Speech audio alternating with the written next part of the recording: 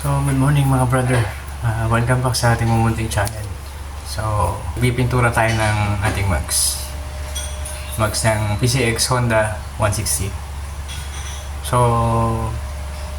share ko sa inyo yung proseso nung gagawin natin. Kung paano natin siya pipinturahan. Gagamitin nga pala natin pintura ngayon is buhos nila. So, susubukan natin kung okay din ba siya. So, ito yung nabili ko. So, bumili tayo ng clear number 190. Then, yung gold natin 351. So, dalawang gold yung binili natin. Then, siyempre kailangan natin ng primer. So, number 68. So, yan yung gagamitin natin. Actually, nabaklas ko na yung mugs natin sa harap. So, tatanggalin natin tong plate natin and then ito. So, ito titignan natin kung pwede natin pinturahan. So, ayan siya. So, pati itong likod, tatanggalin din natin. So, sa pagtanggal natin ng gulong, kailangan din natin tanggalin tong tambucho natin. Then, tong side. So, medyo matrabaho. So, yan. Natanggal na natin yung isa. So, mga kailangan natin dyan, yung pintura. So, masking tape. Then, palalambutin natin to ng konti para titapean natin yung gilid. Tape na lang gagamitin natin. Kasi usually yung mga iba na gumagamit, nag-DIY ng pintura, gumagamit sila ng yung card, yung baraha. So, yun yung sinisiksik nila dito. So, tayo, gagamit tayo ng tape. Then, siksikan natin ng dyaryo. Tapean natin. Alright. So, ayun, wala na naman tayong taga-video ngayon. So, solo mood na naman. So, ayun, baklasin ko na rin yung isang gulong. So, balikan ko kayo mga bro. Alright. So, ayun, nandito na tayo mga bro. Nabaklas na natin. So, naano ko na siya, nalinisan ko na siya. Kailangan mahugasan nyo ng maigi. Tanggal yung mga grasa-grasa. And after nun, patuyuin mo siya, pulasan. Tapos liyahin natin. So, liyahin na natin ngayon. Alright.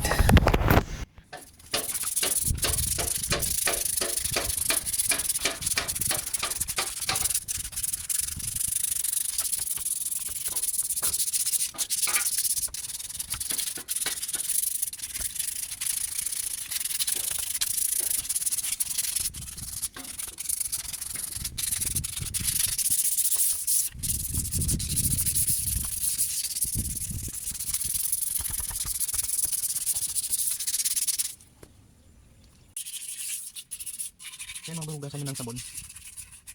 Hugasan nyo ng sabon kasi may mga ano yun, yung mga grasa-grasa siya na ano, tapos madumi para mawala. Tapos gamitan nyo yung scotch tape. So nalihan na natin ng konti yan, hindi naman kailangan liyahin ng lumabas talaga yung bakal. Importante lang wala yung mga grasa-grasa niya, and then magalusan siya ng konti para kumapit yung primer natin.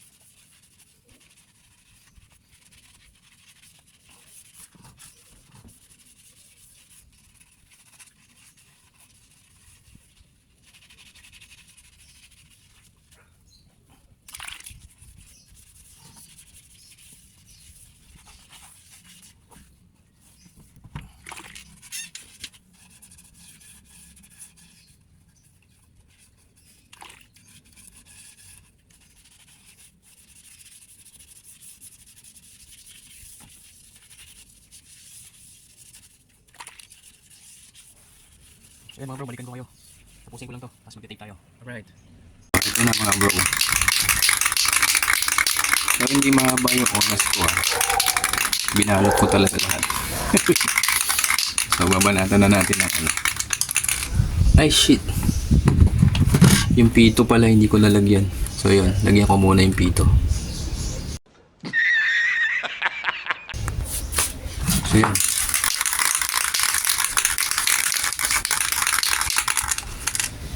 Hopyawan lang natin.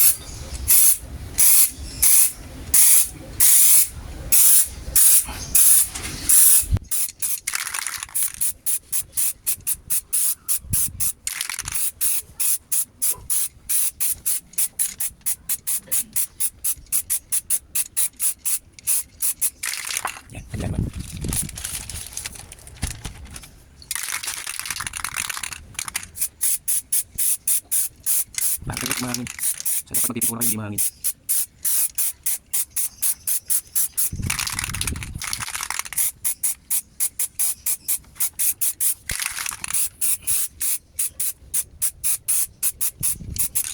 So, lutuin muna natin siya. 20 minutes. Alright, so balikan ko kayo. So yan. After 20 minutes,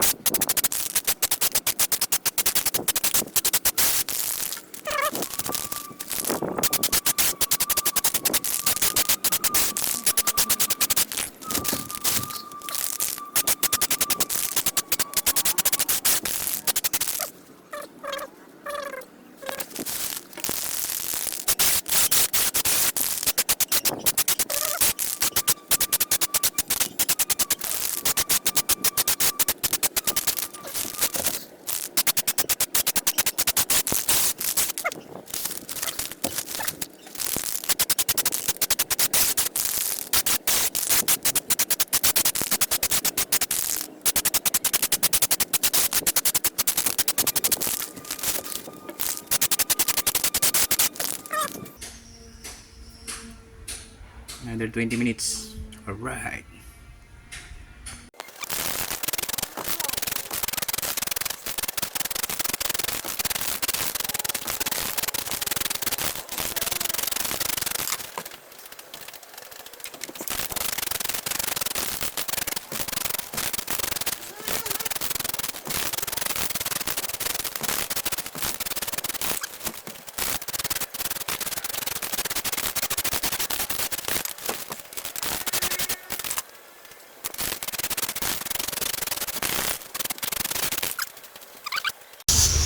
So ayan, tuyo na siya mga bro.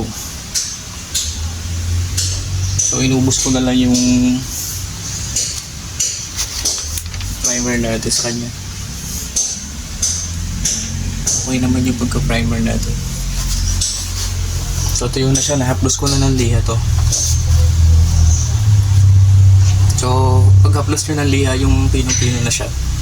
Hindi masyado madiin. Yung katamtaman lang. Ayan. Tirahin na natin ng cold.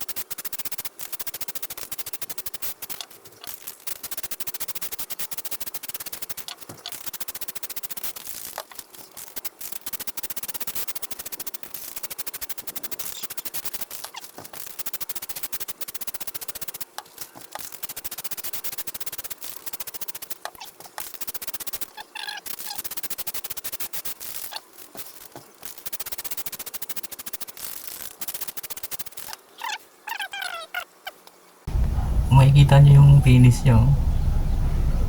Smooth na smooth, di ba?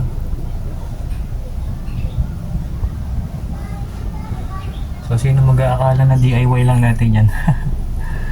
Alright. Ayun. Top coat na tayo mga bro. Yeah. Banatan na natin ang top coat. Ito na, taputan natin. Clear. Clear na tayo.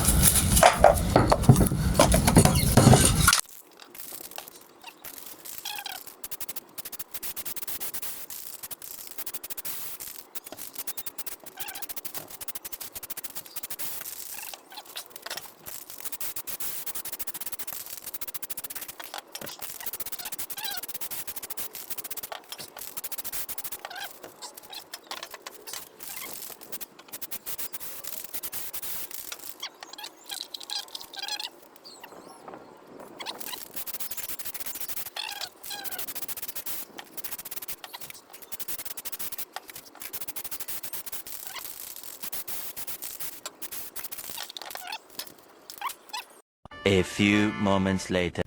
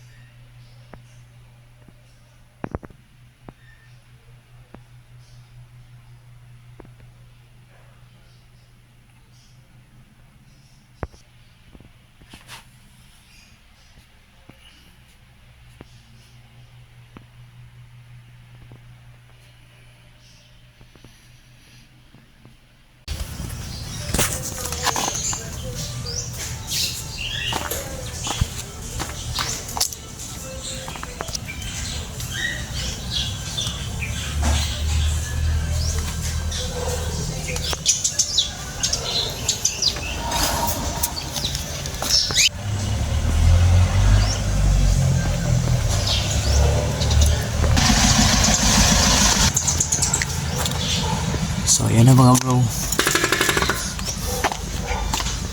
Nandito na lang muna yung video natin. So, maraming salamat sa panonood. Try safe and God bless.